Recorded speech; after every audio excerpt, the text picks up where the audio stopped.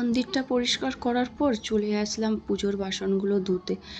Hello everyone, তোমরা সবাই কেমন আছো? আমি কিন্তু ভালো আছি, আর আশা করি তোমরাও নিশ্চয়ই ভালোই হবে। আর আমার ছোট্ট মিনি ব্লগে তোমাদের অনেক অনেক স্বাগত। এদিকে দেখো পুজোর বাসনগুলো সব পরিষ্কার করে নিচ্ছে, আর আমি এটা না পিতাম্বরী দিয়ে পরিষ্কার করছি। পিতলের বাসনগুলো পিতাম্বরী দিয়ে পরিষ্কার করলে অনেক সহজে তাড়াতাড়ি পরিষ্কারও হয়ে যায়, দেখতে সুন্দর লাগে।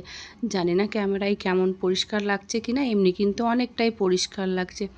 আর এদিকে দেখো যা স্টিলের থালা বাসনগুলো আছে সেগুলো না রেখে রেখে কেমন যেন একটা মুড়ছে মুড়ছে ভাব হয়ে গেছে।